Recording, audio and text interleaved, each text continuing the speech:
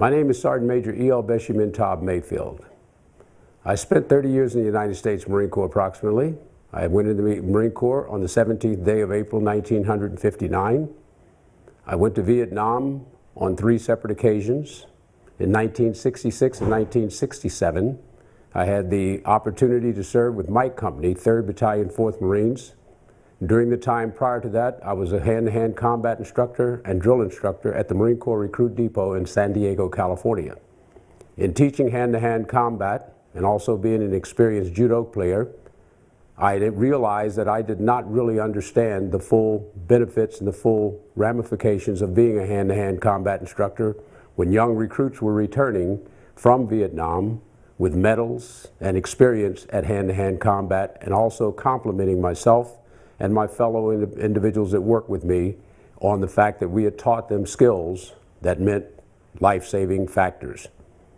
I then volunteered myself in 1966 to go to Vietnam personally to find out if I had those skills and if I had the nerve to do what was necessary to fight for my country in a combative situation. Little did I know how much that meant, because in 1966 and 1967, joining Mike Company, 3rd Battalion, 4th Marines, I served under 3 separate commanding officers.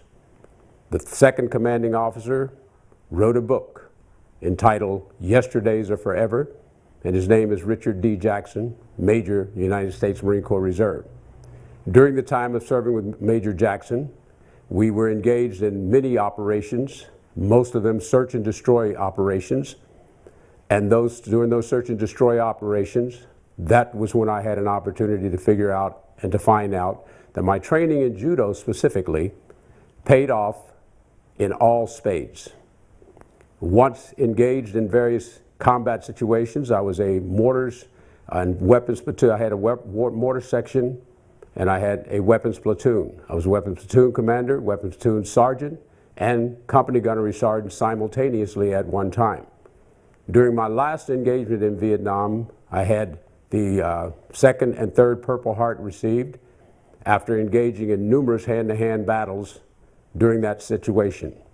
We were caught in a horseshoe ambush, and for some reason, something clicked in my head to go and pull out one of my lieutenants that I heard over the radio was down, shot in the leg, and once bringing him out, I afterwards tried to figure out how I got in and how I got out, but I do realize that my training in judo had translated backwards to what Dr. Kano had started from, and that is jiu-jitsu from a feudal and combative manner.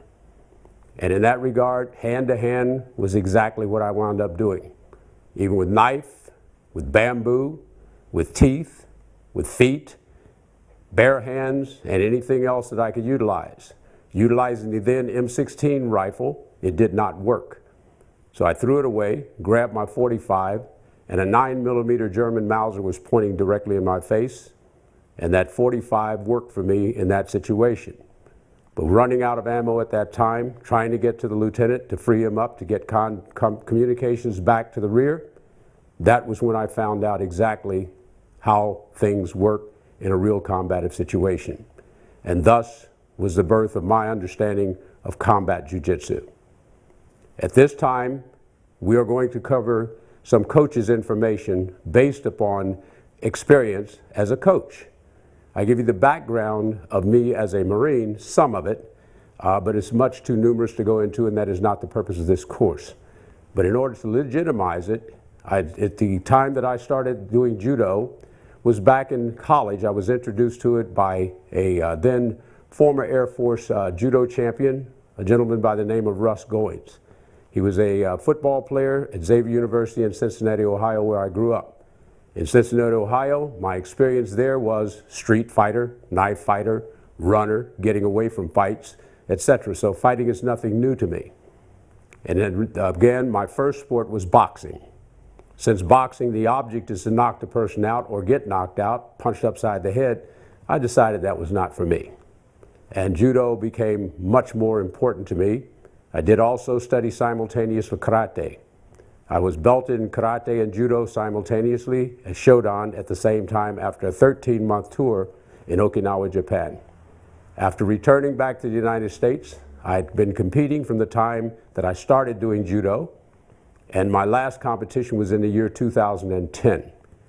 During that time, I've had the good fortune of competing, winning in a lot of medals, never losing, never falling out of the category of winning a medal.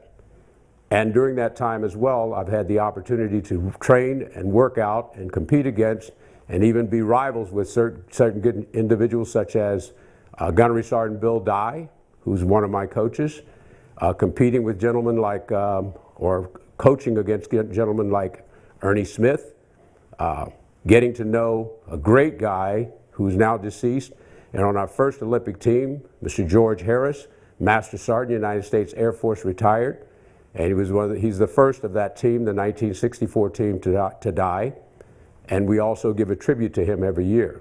In February, on the last Sunday of February, we make it a tribute to him by placing a wreath in his name and the name of all other veterans of the United States military at the Tomb of the Unknowns at Arlington National Cemetery. As far as judo is concerned, I am a 7th degree black belt now in judo, and still I consider myself a rank student. If there's anyone who has anything to teach from white belt to whatever, I'm willing to learn. If there's anyone who wishes to learn and I'm able to teach them, I'm willing to teach, so long as they remain pure in terms of their spirit, their understanding, and their commitment to those principles that Dr. Kano put forward. Then they have my undivided attention and they have my undivided support. And to that level, we are here to talk about some of those things that we'll be looking towards doing when you're sitting in that coach's chair. And if you're not sitting in that chair, things that you should be doing on the floor at the tournament. And if not at the tournament, obviously those things that you do in the dojo or your school to prepare your students for the rigors of combat on the mat, I consider to be combat. Play combat, of course, but it's still combat nonetheless. It is a fight.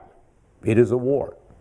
It is a war of attrition in some cases, and it's a war of minds and bodies battling against each other. The preparation necessary to be a good coach, one of those elements obviously is going to be know the rules. In order to do that, read them. If you don't have a copy of them, please acquire them. Thank you.